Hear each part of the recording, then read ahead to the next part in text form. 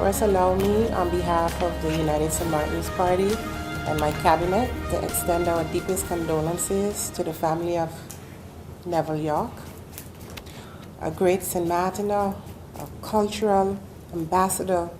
His knowledge, his presence, his contribution and dedication to St. Martin and his gentlemanship ways will be greatly missed. I would like to start this morning also in sharing some positive news on new and expanding airlift to St. Martin and what this would mean to the economy should everything pan out as planned. After negotiations in Brussels by St. Martin Tourist Bureau, TUI Fly Belgium will operate a weekly flight between Brussels and St. Martin this winter season. This is the first ever non-stop flight from Brussels to St. Martin. Brussels-St. Martin operation will start on October 30th this year, and for now has been planned for the entire winter season until April 9, 2018. It will be a once-a-week flight on Monday and will be executed in combination with TUI destination Punta Cana in the Dominican Republic. TUI Fly Belgium will also use a Boeing 787-8 Dreamliner on the new route. Similar to the type of aircraft TUI Fly Netherlands uses for its flights from Amsterdam to St. Martin. The new Brussels-St. Martin route is not only attractive for Belgians, but also provides an alternative for Dutch travelers in southern Netherlands.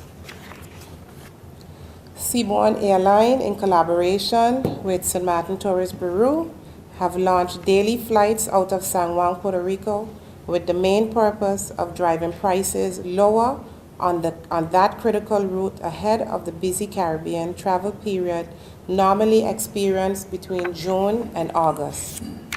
These daily flights by Seabourn commences on May 5th and will run until next year. Prior to this, Seabourn uses the service St. Martin 4 times a week in high season and 3 times a week in low season. From here on, it will be 7 flights in low season, which will drive more Caribbean traffic to the destination. Another win, not just for tourism itself, but for our locals as well.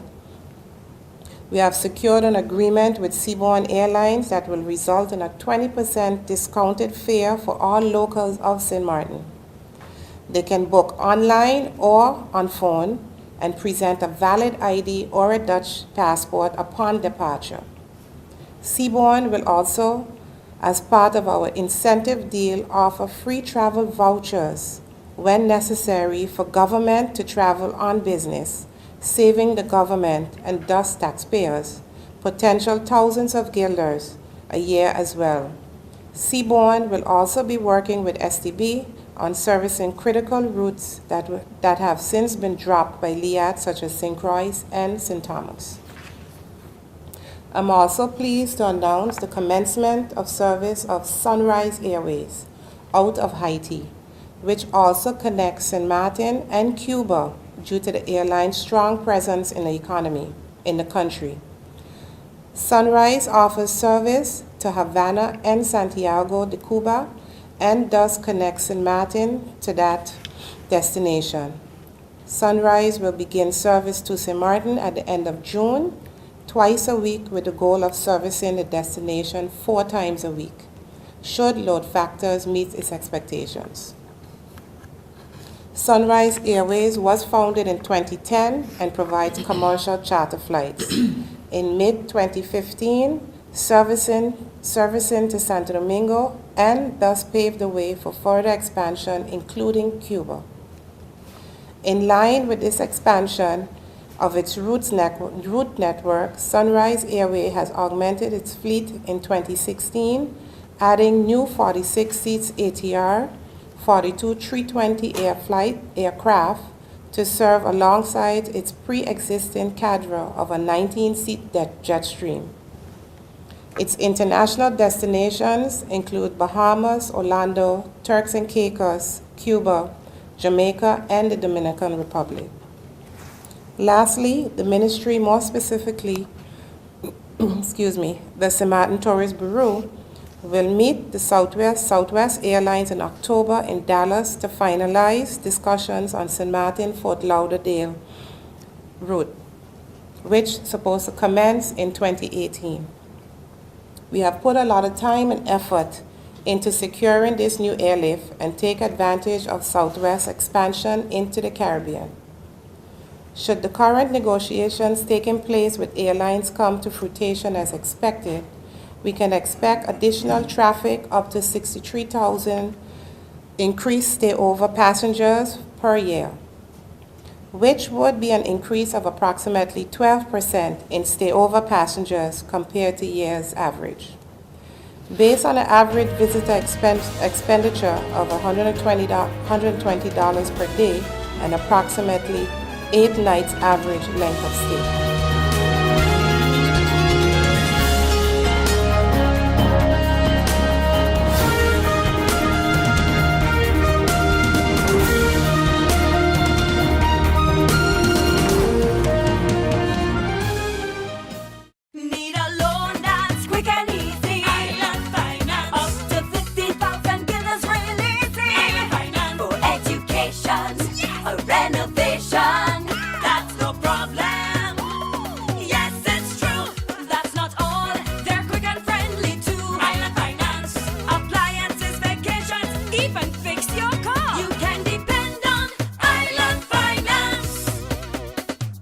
Hey guys, did you know that now with Telcel, if you accumulate $25 or more within 1 calendar month, you get 15 more?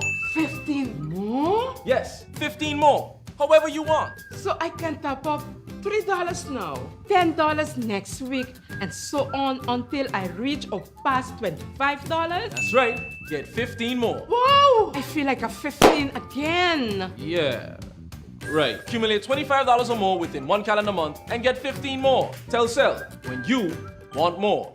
GEBE has been faithfully serving the communities of St. Martin, powering your home and our economy. Come rain or shine, our qualified team of professionals are working hard 24 hours a day to provide you and your family with safe, reliable electricity and water. We use the latest technologies and test our products daily to maintain the highest international standards. Our friendly staff is always there to assist you, whether in person, over the phone, or online. We are committed to constantly improving our products and services, making them more efficient, effective, and environmentally friendly to serve you better today and our next generation of clients tomorrow. GEBE, powering a brighter future. Our friend Megawati is here with tips to save you energy. 1. Turn your airco temperature up. 2. Use a ceiling fan instead. 3. Buy energy-saving products. Save some green with NVGEBE.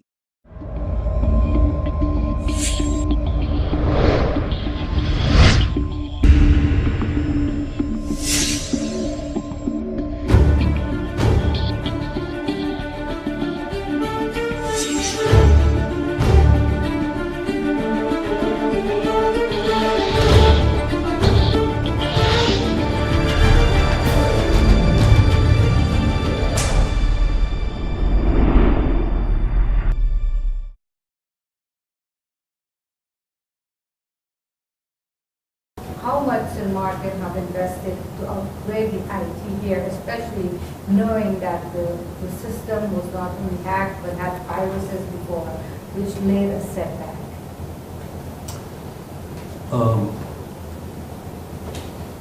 It is a fact that IT investment have lagged over the years, and that we're now seeing the consequences of it.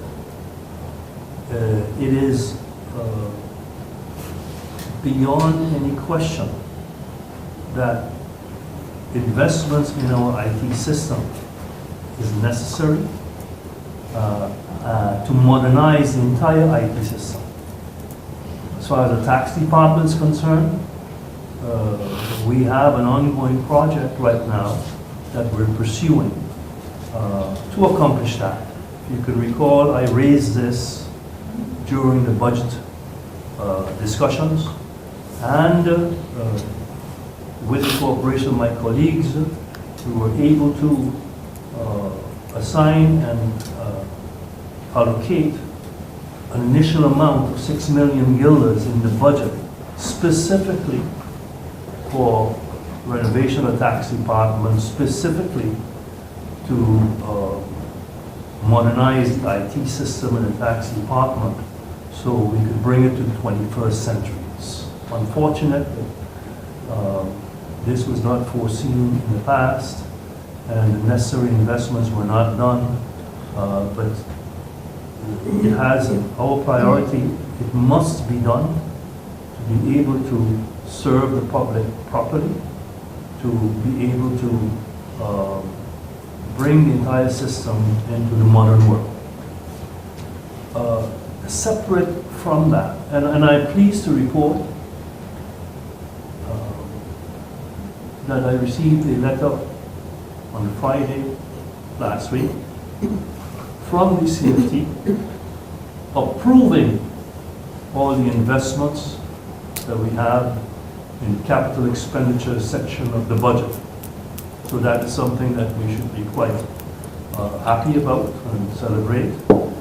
That, and I should add, as far as the approval of this capital budget is concerned, and the approval for the loans for the capital budget, it is the first time that monies are being approved to be loaned by St. Martin for the last 4 years.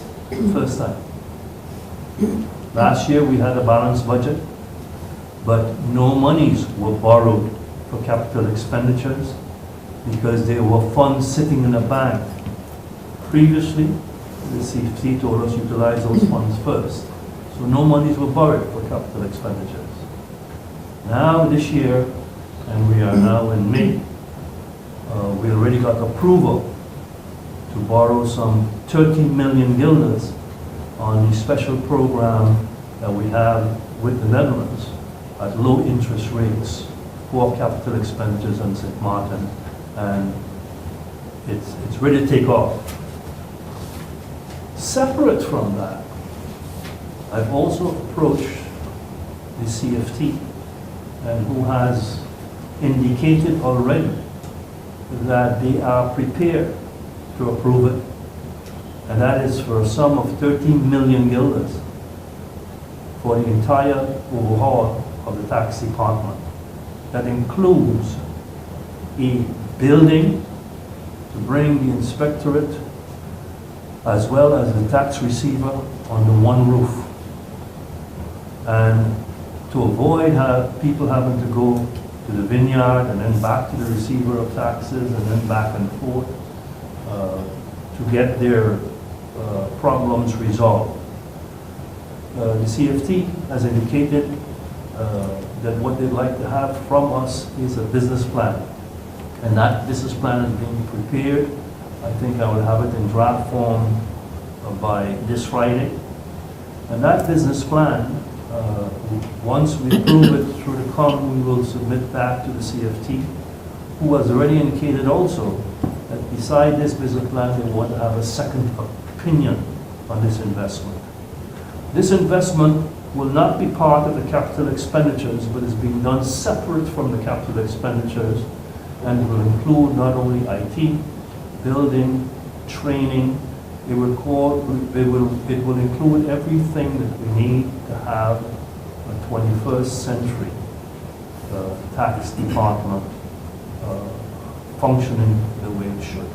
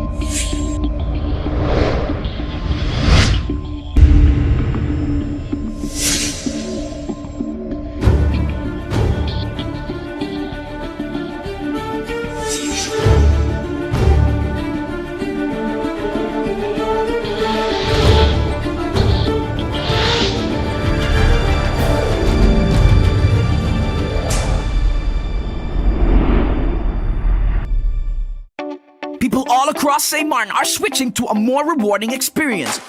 The WIB MasterCard Fun Miles credit card, better known as My Card. Earn 1 Fun Mile for every $2 spent, even abroad and online. This will quickly get you a ton of Fun Miles to redeem for travel, shopping, food, fuel, and much more. But there's more to My Card. Worldwide acceptance, an EMV chip for extra security, and 250 free Fun Miles with first use. Switch to My Card today at WIB. Fun miles from within your reach. Hey guys, did you know that now with Telcel, if you accumulate $25 or more within 1 calendar month, you get 15 more? 15 more? Yes, 15 more. However you want. So I can top up $3 now, $10 next week, and so on until I reach or pass $25? That's right. Get 15 more. Wow! I feel like a 15 again. Yeah. Right. Accumulate $25 or more within 1 calendar month and get 15 more. Telcel, when you want more.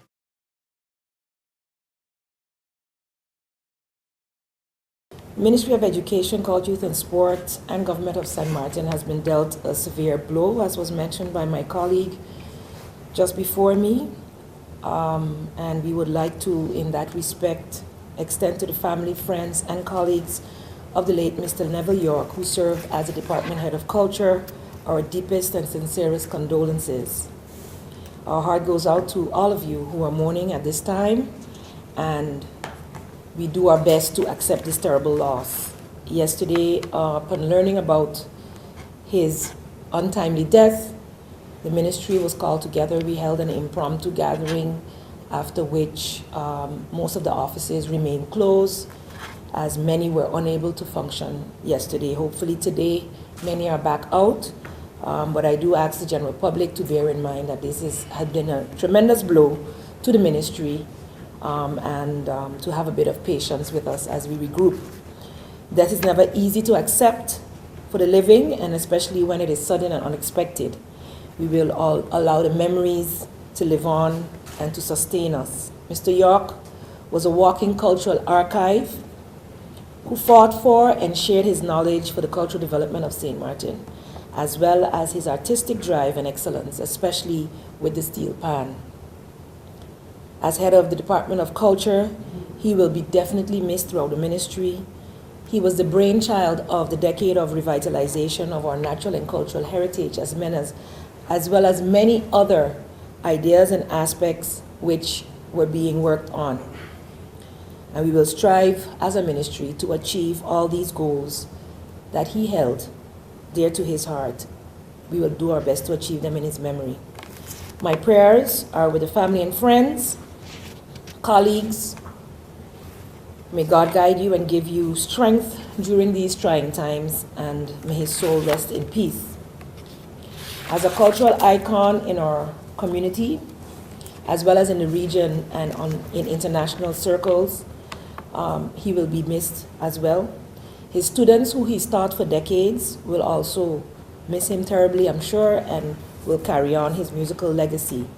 I'm sure someone and some others within the community will pick up where he left off, and we're banking on that in terms of maintaining that strength within our culture.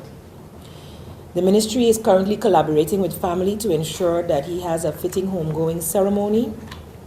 In researching the scope and sequence of his work and influence, it is already clear that this will not be your regular homegoing ceremony. So stay tuned, and we will be letting the public know how we will be collaborating with the family, especially in terms of the wake as well as the homegoing ceremony.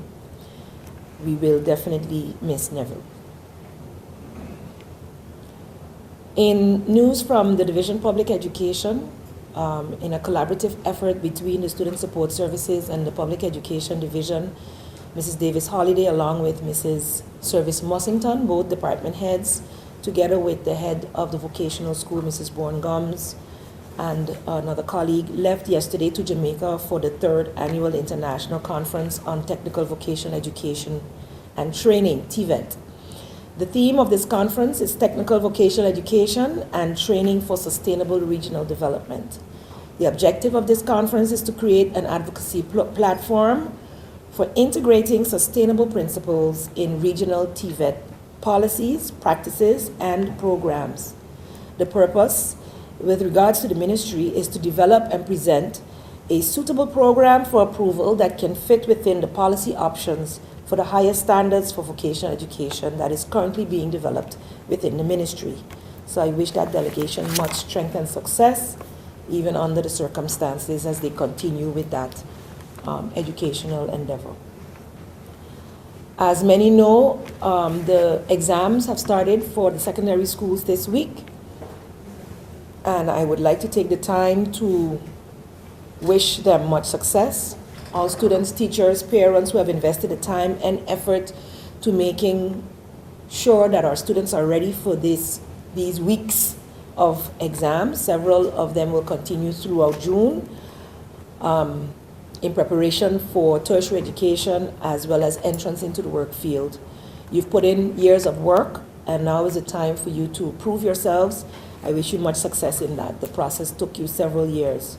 So we know that the laatste loodjes tellen het zwaarst, as they say in Dutch, or the last stretch of the race is always the toughest and weighs the heaviest. So do not lose focus now. Continue to focus. Push harder than you've ever pushed yourself. Don't give up. But of course, get the necessary rest and nourishment you need to be able to function properly. Just today I saw some notices going out that there was no school due to the rains yesterday. I think people should be very cognizant of the damage that they can do with sending out erroneous messages. They actually stated that I had said that. Any official messages will come through DCOM, and I will then copy-paste them to my page if necessary. So many who knew that took it for the hoax that it was, but imagine if students who had exams this morning had taken that message as serious and missed their exams. You know, the repercussions could be very weighty for them. So please, in making your jokes and pranks, know the time and place for those.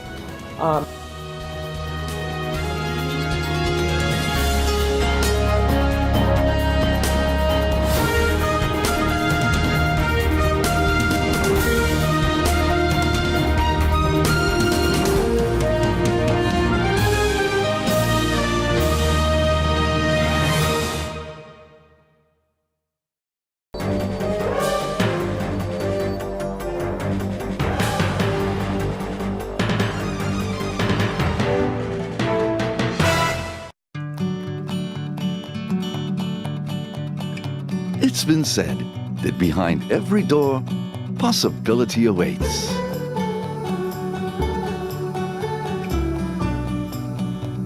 How much possibility depends on which door you open first. Every day, we help our customers discover the possibilities in their lives. It all starts with a conversation. Scotiabank. Discover what's possible. In my opinion, everything is perfect and you would be great for the job. But I see here that there's a 2-year gap in your resume. What did you do? I was hospitalized for mental illness. Oh, mental illness? I've undergone treatment and I have a wonderful family that supports me. Well, that is good news. No, it's fine. I'm recovered. We'll contact you, okay? For a better understanding of mental health and what you can do to stop mental health stigma, please go to the Mental Health Foundation's website at www.mhf-sxm.com.